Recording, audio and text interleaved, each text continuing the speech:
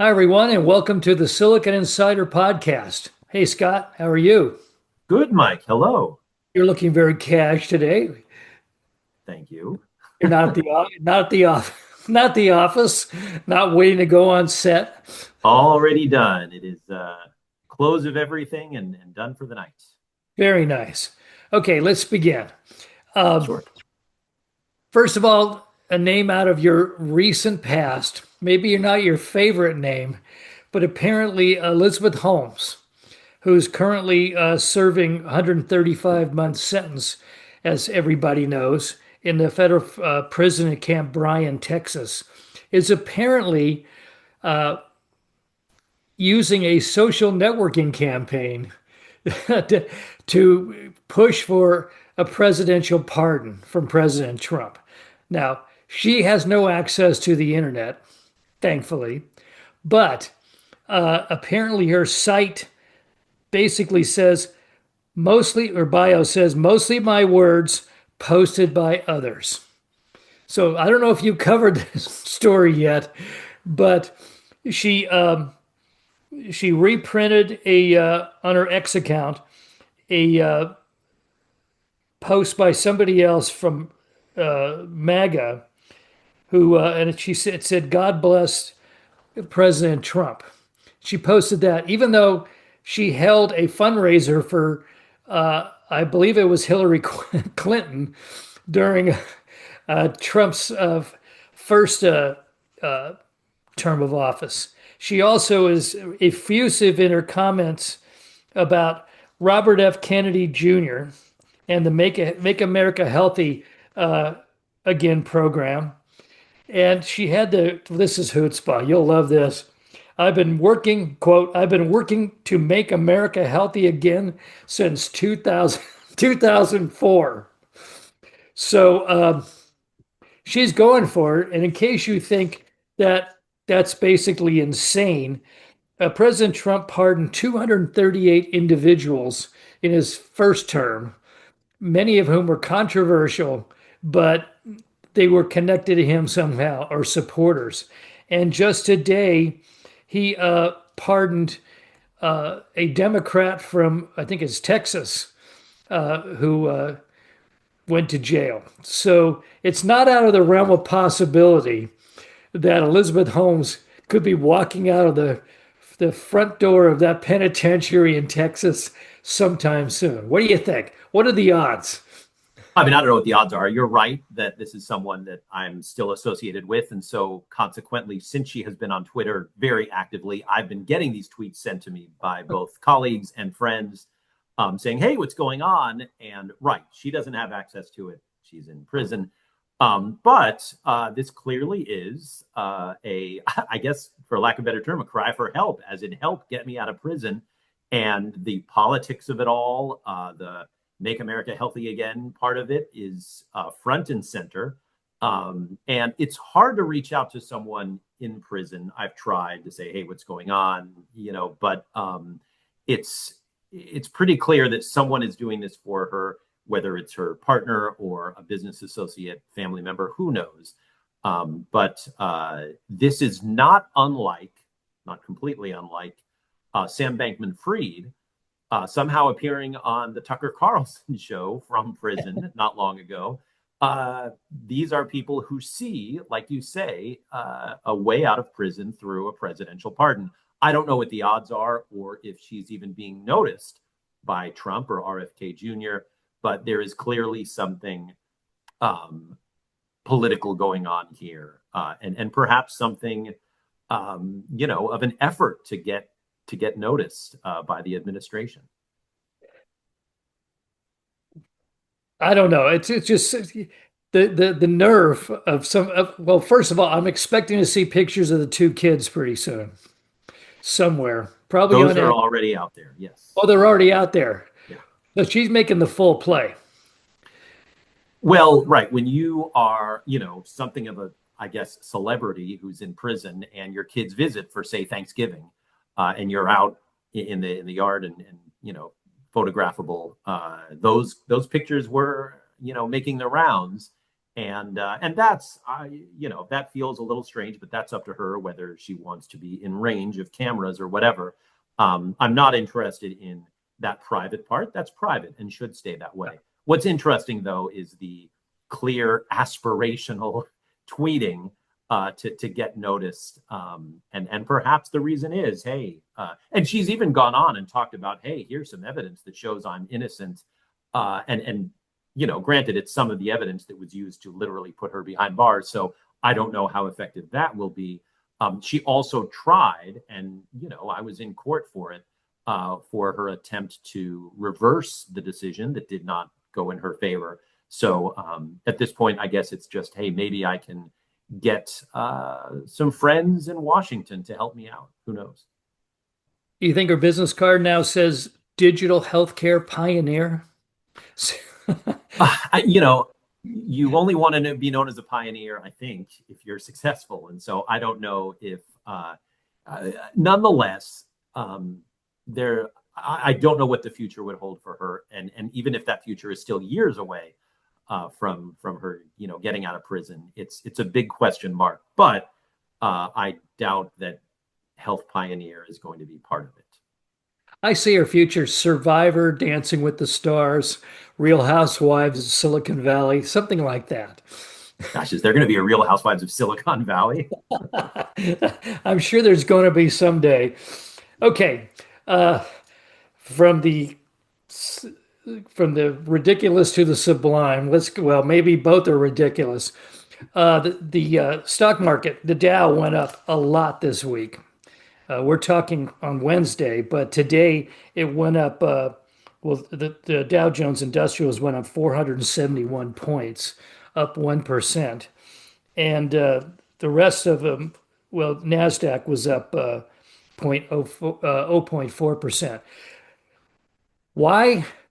Because more people are unemployed.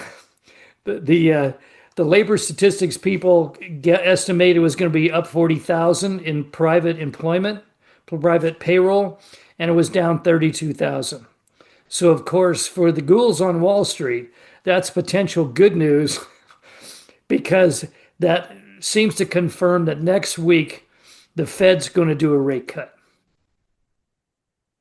Right. And the numbers being lower than expected, but not that much lower than expected, Yeah. I think triggered the optimism, like you say, optimism that we'll see another rate cut. The market likes that. It certainly wouldn't like an economy in collapse. And so to say, hey, 32,000 lower is not a collapsing economy. And so it's almost like this number is bad news if you're either unemployed and looking for a job, or are worried about being unemployed because companies are still clearly cutting back. But it's a good number if you're looking for a rate cut on Wall Street. And so there is that. And yeah, it's a bit ghoulish, but it is also what often leads to the Fed saying, all right, let's make it easier to borrow money. So, would you characterize this as a soft landing, as they say? Well, but I don't know what we're landing from yet. Yeah. I mean, it's not yet what some of the doomsayers are saying. Your Michael Burry's out there saying, oh, AI is a bubble that's about to pop and these valuations are going to get clobbered and we're going to see huge drops in the stock market. I mean, for goodness sakes, the stock market is at 47,000 plus as you and I speak, almost 48,000 as you and I speak on Wednesday night. And that's still really, really high. And many of these companies that are leading the way are still at nosebleed valuations. So we haven't landed yet. And so I don't know. I think the last concern when it came to, oh, we're in inflation, we're almost in a recession, we're seeing all these layoffs, that was definitely a soft landing. And I think the Fed can take some credit for that. But then things just took off, and we're still at this point where we have a high stock market, fairly high employment, and we're still talking interest rate cuts. So for a lot of investors, at least, that's good news. The one going against the current company was Microsoft, and it fell more than 1% on the report that it was cutting its software sales quotas tied to AI. And of course, anything connected negative, slightly negative to AI everyone runs around with their hair on fire, and apparently uh, Microsoft denied it. But uh, just that little bit of news, uh, Nvidia, Broadcom, and Micron fell in uh, fell in synchrony to that little bit of that rumor of bad news that was discounted. Is that show just how nervous this market is? I mean, it's obviously a bubble when anything, little thing like that can change things. And then there was a quote from an individual saying the market is starting to separate the winners from the losers. They're all investing in each other, which you and I have noticed a lot, and the market hasn't seen the results yet. I mean, that seems to be the canary in a coal mine. It's like, okay, yeah, everybody's having big sales announcements, and Nvidia is going to double next year, but they're all buying from each other. And the actual results of all this, applications, uses for this stuff, still isn't clear. They're essentially boosting it. It's almost a Ponzi scheme, but it's not. It has that feeling that they're pumping each other up and they're being rewarded for it without any real payoff yet. 100%. And that's been the criticism now for several weeks. We see deal after deal that, the term used is circular. And so, I'm paying you, you're paying me, we're giving each other chips for this promise of AI. And you're right. The open AIs of the world, which are the leaders here, are not yet profitable. And until and unless that happens, do we really need to spend all this money on NVIDIA chips or AMD chips, Broadcom, et cetera? And without the OpenAI success, where does that leave Microsoft, so heavily invested in OpenAI, not to mention its own AI? And I think this is still a very promising technology. And for some companies and for many individual industries, it will make money. But unless and until, what you said just a few minutes ago was absolutely right. There is nervousness, and that nervousness is felt day by day. It doesn't mean the overall market is, really in trouble or whatever. But we are feeling like we're in this bubble that has to pay off at some point, or else what happens? Does the bubble pop? Does it turn out that we don't need these really expensive chips? And does AI turn out to be something good, but on a smaller scale, let's say for back end tasks that a company needs, as opposed to, hey, this is going to change the entire world and none of us will ever have to work again and blah, blah, blah. I don't think we're anywhere near that. I agree. Though I'm starting to see more use of AI in regular life. I mean, I just saw a company being created in real time using chat to come up with the pricing plan, the product design, it even created the company itself as an LLC, all all based on advice from chat. And it seems to me that augurs something that it's not just college kids and investors that are and programmers are doing this, but everyday people are starting to rely on it without even knowing it. Yes, and I agree with you, and I think that some of these things are working. Salesforce just had its earnings as you and I speak Wednesday night. They were good. The stock, which has been kind of battered for a while, moved up after hours, and they're one of those companies that's really, proof of performance of AI because they have famously put a lot of bots to work, sometimes at the expense of hiring.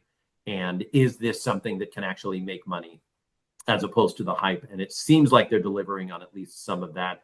And your examples are right too. And I don't know that that's enough to justify what a $500 billion valuation of a OpenAI or an Anthropic, but it is on its way to being somewhat successful, and that's part of it. I'll give you that. Okay. One area we've always been concerned about that's doing really well, and it has undergone a milestone change in the last 6 months, is crypto. Uh, the one of the most conservative investment funds, Vanguard, has now decided to give its clients access to crypto ETFs. And that follows, let's see, it follows Bank of America. It follows, let's see, Vanguard, Bank of America, and Morgan Stanley have all decided to open up their funds, a percentage of your funds to crypto. I mean, this is a major change. I mean, these guys weren't interested in having you put 5% of your, you know, retirement account in crypto, but now they're all coming playing around. Is it due to Trump and his move? Is it an announcement? Is it due to just the incredible sustained success of crypto? They're not going to let you go into meme. They're not going to let you go into meme coin, but they're going to let you go into things that have now become institutions. Yes, I think I'd answer with all of the above. I think that it's partially what's going on with the Trump administration, and how they're really pumping up crypto and getting involved in crypto, making it easier for not only institutional investors but for regular people to get into crypto. But also the sustained success. I mean, you can't knock that. It's still, in my mind, a terribly speculative investment. But crypto, especially Bitcoin. Let's talk about Bitcoin. It stands, as you and I talk, at $94,000 for a single coin. And that's even down quite a bit from the high, but that's still just preposterous. And yet, it has been sustaining some really high levels for a long time. And so I think that's why some of these, it's sort of a confluence of Washington and the Trump administration, but also the continued valuations of crypto that people are saying, hey, it almost makes sense to put 5% of your portfolio into something like this. Sure, it's risky, but it has, you can't deny that it has proven its value through the last several years. Well, at this point, is it any higher risk than some of the other high risk investments that they will allow you to do? You're always supposed to carry Right. up to a certain age, you carry a certain amount of higher risk investments. Is this any worse now than some of the other ones you can do? That's a great question, and I'd say probably not, because it has proven itself to be not only a winner for years. I mean, a lot of people have made a lot of money in Bitcoin, Yeah. but again, it has what seems to be the de facto backing of the White House right now. I mean, we've got a crypto czar and David Sachs, and we've got all these crypto things in place. I would stay away certainly from any of the meme coins. They're all shams that are just guaranteed to make the Trump family money at the expense of those who invest in them. Don't do that. But Bitcoin, look, it's been speculative for a long time, but it's also been a moneymaker. And if you talk about what people say when they say 5% of your assets, they talk about art or something safer like gold, or anything that's like, okay, if you want to mad money this, 5% is a good place to start. And so that feels like I understand why the Goldmans and the JPs or whatever are saying this. And again, they've made money for their clients. If 5 years ago you put 5% of your money in Bitcoin, good for you. Yeah. And 10 or 20 years, you've made a lot of money. Okay, next, let's talk about a topic that you and I have never discussed on on this podcast, in person. And, you almost forget about it. Linux.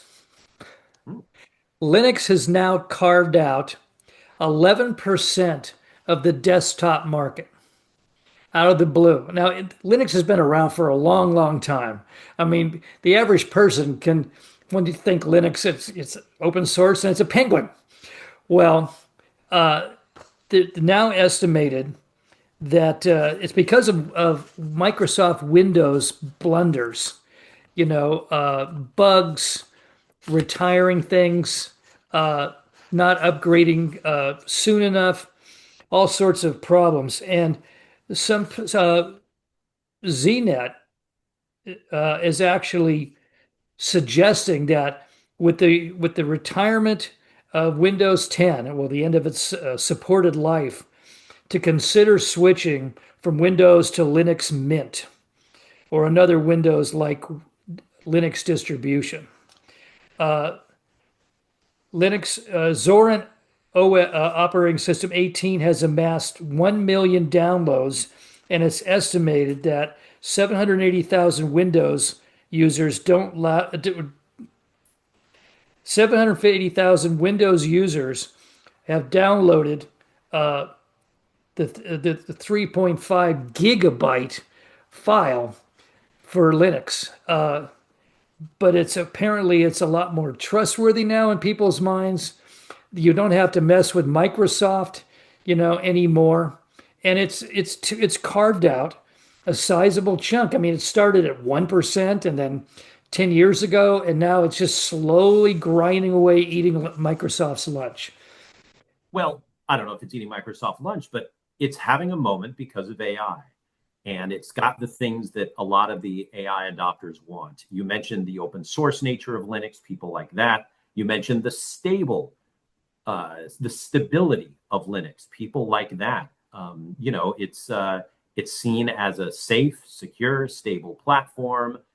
People maybe trust it a little more than Windows, and the open source nature, which AI has gotten a lot. I mean, look at the Llama, what Meta put out, and they were so successful.